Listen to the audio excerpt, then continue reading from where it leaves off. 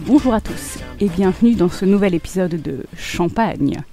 Aujourd'hui, je vous ai fait une petite compilation des outils qui m'ont été très utiles dans mes dernières années de vie, c'est-à-dire entre ma crise de la trentaine et maintenant, période de grand chamboulement donc, et je vais partager avec vous les outils que j'utilise et qui me sont utiles au quotidien en espérant vous donner envie d'en tester quelques-uns. Je vous souhaite une bonne écoute. Champagne.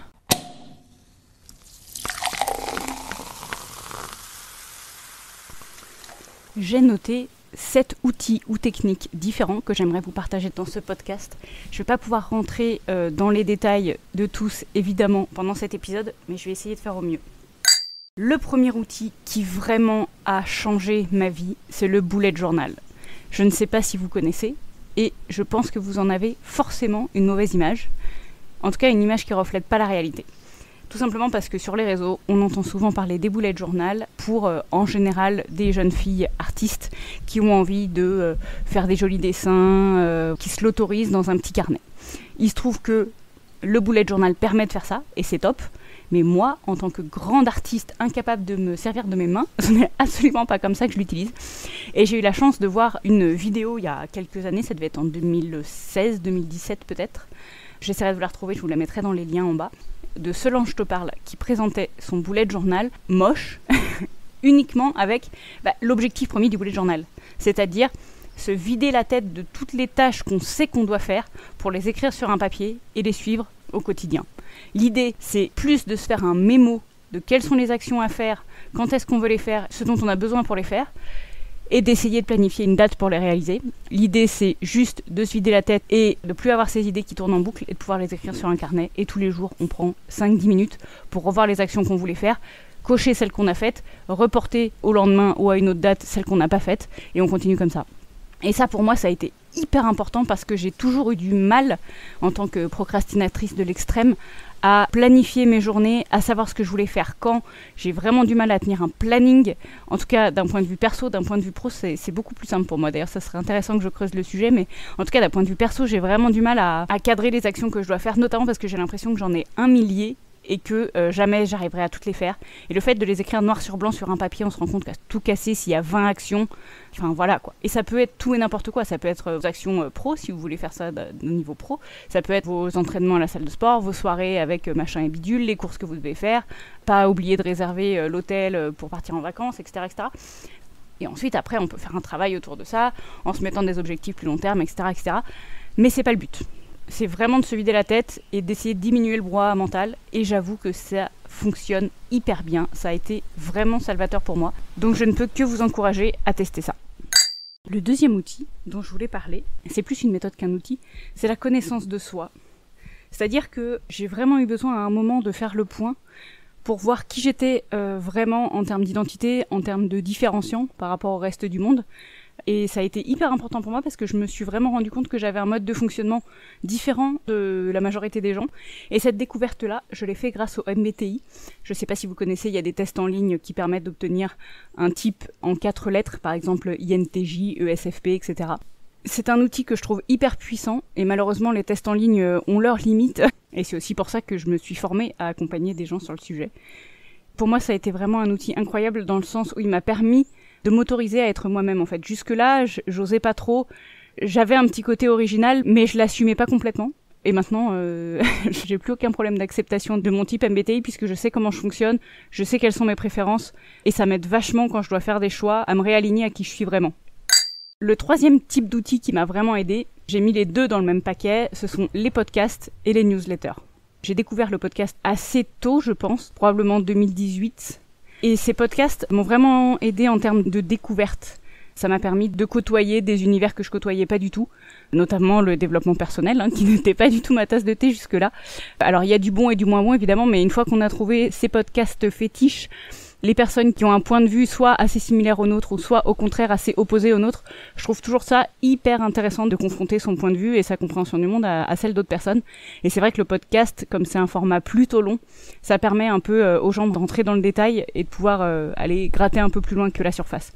De la même manière, les newsletters, Autant il y en a beaucoup qui nous agacent parce que on y inscrit un peu de force, autant quand on a trouvé les pépites, les newsletters qu'on est heureux de lire tous les jours ou toutes les semaines ou tous les mois ou une fois quand ça leur chante, en fonction de qui les écrit, c'est toujours un immense plaisir pour moi. C'est vraiment, j'ai l'impression d'avoir une vraie connexion avec la personne qui écrit son mail et du coup je trouve ça vraiment hyper agréable. Ça fait un peu un moment privilégié, je trouve, avec la personne. J'ai vraiment l'impression d'être dans la tête des personnes que je lis et ça c'est quelque chose que j'adore à titre personnel. Le 4e outil, c'est un outil qui découle en fait d'un podcast que j'ai écouté. C'était un épisode du podcast de Pauline Léniaud qui interviewait une personne qui s'était, je crois, mise à la course à pied et qui, pour ce faire, s'était créé un compte Instagram en disant je vais publier tout ce que je fais sur mon compte Instagram. Et il se trouve que grâce à ce compte Instagram et toute la communauté en fait qui s'est créée derrière, parce que la communauté des runners sur Instagram elle est immense, elle est très bienveillante et il y a énormément d'échanges, etc. Et puis c'est facile de créer des liens sur Instagram. Cette personne s'est finalement lancée dans la course et aujourd'hui a de très grands résultats. Et ça m'avait vraiment inspirée. J'avais un peu hésité, puis au final, au moment de me lancer sur un nouveau projet, je me suis dit tiens, Instagram je l'utilisais vraiment en tant qu'utilisatrice lambda avec mes 30 copains et là, vraiment, je me suis dit, pour ce nouveau projet, je vais me créer un compte dédié et je vais tenter de moi-même rassembler ma communauté autour de ça. Grâce à mon compte Instagram, j'ai rencontré plein de gens incroyables et notamment, en fait, on a créé un mastermind autour de ce sujet-là. On est une douzaine, quinzaine à avoir notre groupe WhatsApp désormais et on échange sur notre groupe WhatsApp quotidiennement sur nos problématiques vraiment sur ce sujet et c'est incroyable. Et leur soutien, mais hyper, non seulement utile, mais agréable et challengeant et sans elle, je pense que j'aurais pas du tout fait tout ce que j'ai fait aujourd'hui. Alors que c'est vraiment un gros projet qui me tenait à cœur. La force du collectif est incroyable, donc je ne peux vraiment que vous recommander de vous construire votre propre communauté ou de vous greffer à une communauté d'une personnalité qui vous inspire sur les domaines qui vous intéressent. C'est très puissant et c'est incroyable de voir à quel point l'entraide et le soutien entre les gens, même sur Internet, est énorme et hyper utile. Le 5e outil, qui est un peu lié au précédent, c'est le feedback, donc les retours en français. Le feedback, c'est quelque chose qui est vraiment fondamental pour moi. Dans le sens où quand je fais quelque chose, quand j'interagis avec quelqu'un, j'ai vraiment besoin d'avoir le ressenti de cette personne sur comment ça s'est passé, qu'est-ce qu'on aurait pu améliorer, qu'est-ce qu'on a bien fait. C'est vraiment avoir un retour constructif sur ce que je fais. C'est-à-dire j'ai aucun souci à prendre les critiques. D'ailleurs, si vous voulez me faire des commentaires sur ce que vous pensez de ces épisodes, ce que je pourrais améliorer, etc., ce sera avec un immense plaisir que je les prendrai en compte. Mais aussi, dans le feedback, il n'y a pas que recevoir, il y a aussi donner.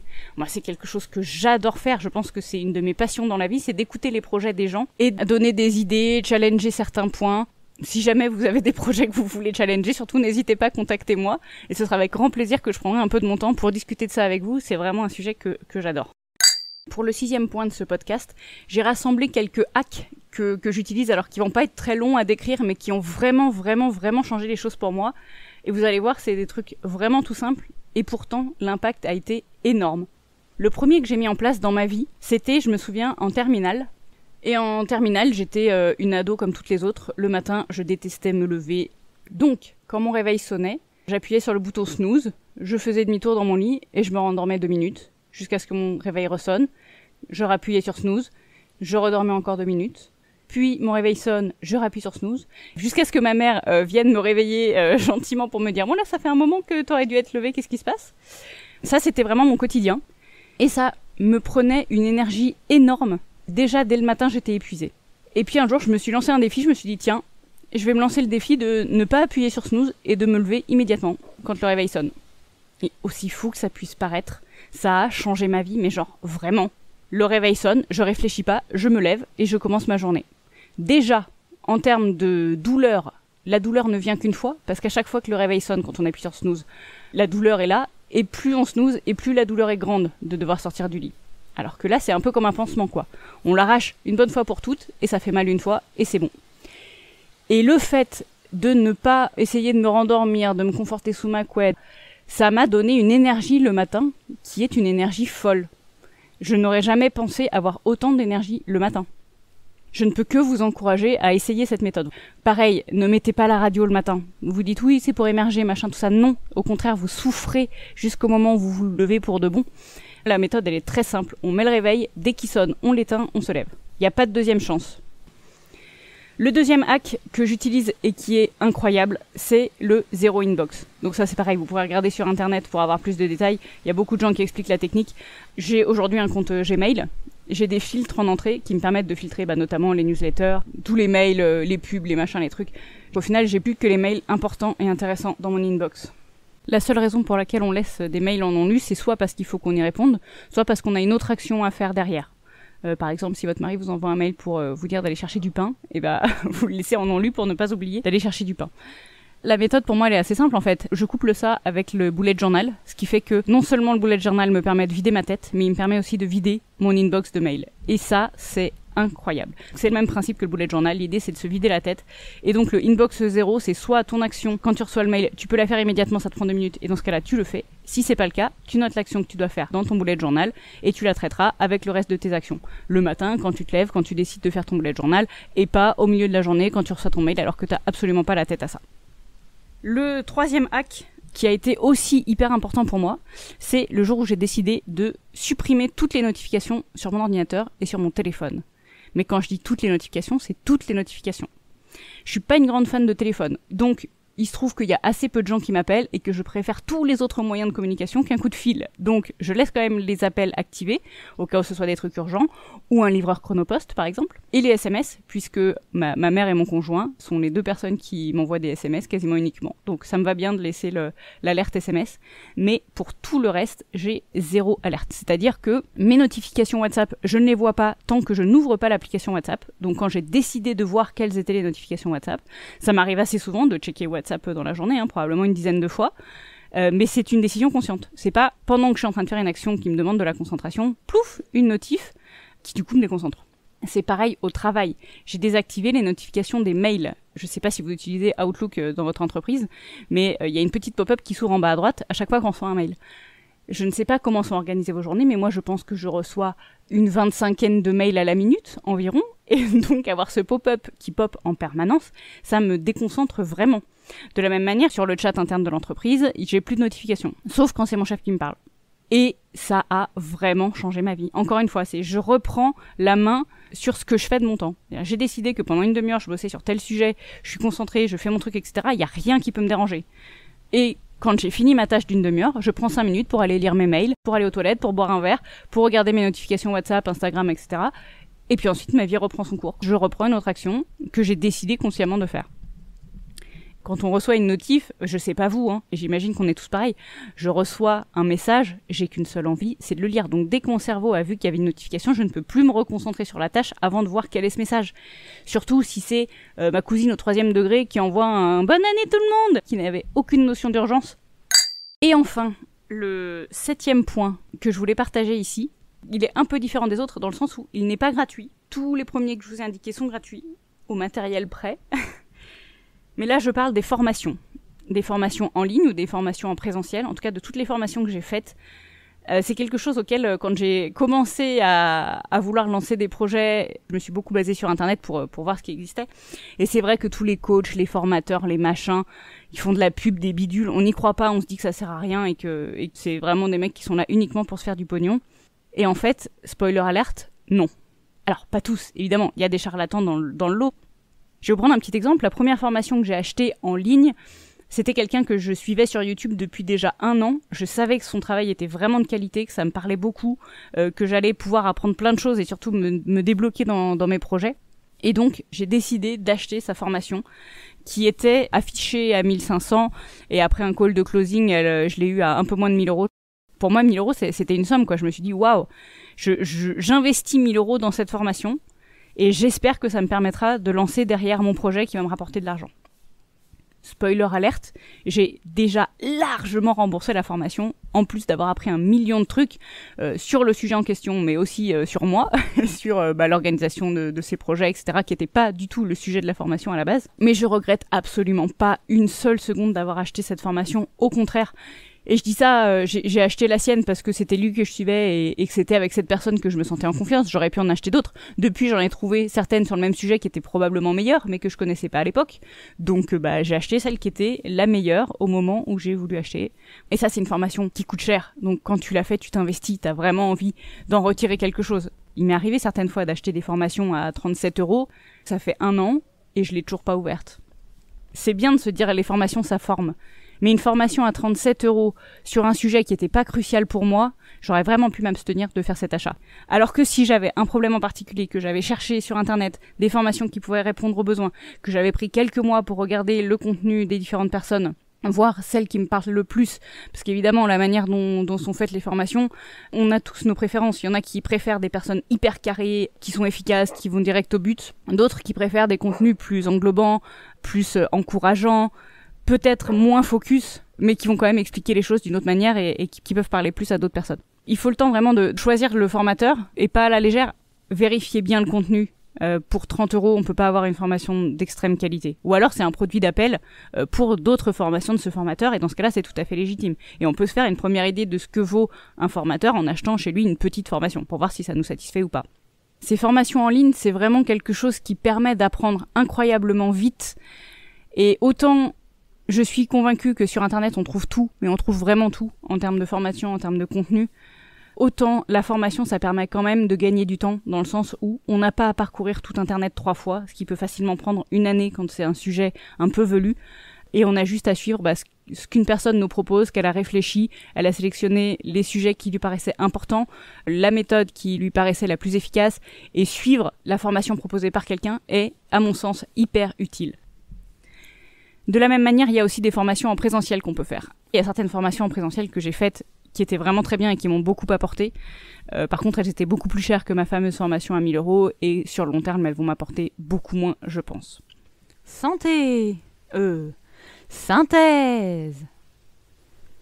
En synthèse, les outils qui m'ont vraiment aidé dans les dernières années ont été le bullet journal, qui permet de gérer sa to-do list de manière efficace et déculpabilisante, la connaissance de soi, plus globalement, on va dire le développement personnel, mais notamment cet aspect-là, apprendre à mieux se connaître, à mieux se comprendre.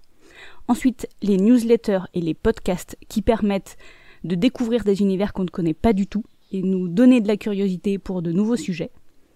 Ensuite, j'ai découvert la force de la communauté et du groupe, notamment sur les réseaux sociaux.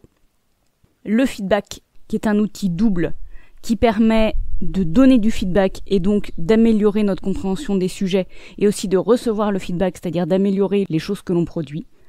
Je vous ai ensuite présenté quelques hacks qui ont vraiment changé ma vie, à savoir ne plus utiliser le bouton snooze, à passer au zéro inbox pour mes boîtes mail et à couper toutes les notifications sur mon ordinateur et mon téléphone.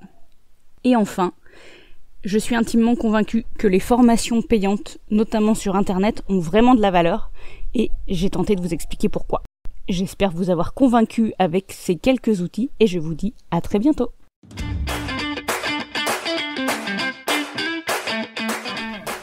Merci à vous d'avoir écouté cet épisode de Champagne. Champagne, c'est le podcast dans lequel je vous partage mes récentes découvertes qui m'ont permis un changement d'état d'esprit incroyable dans les 5 dernières années. J'espère ainsi vous donner envie de creuser des sujets qui ne vous seraient jamais passés à l'esprit et peut-être envisager de changer votre vie. Vous pouvez suivre le podcast sur Instagram, champagne-du-bas, point d'exclamation écrit en toutes lettres, puisqu'on ne peut pas mettre de signe de ponctuation dans le nom d'un compte Instagram, j'ai découvert ça. J'attends là-bas vos commentaires, questions, feedback pour m'aider à améliorer le podcast et à répondre à vos questions d'aujourd'hui. Je vous souhaite une très bonne écoute et à la semaine prochaine.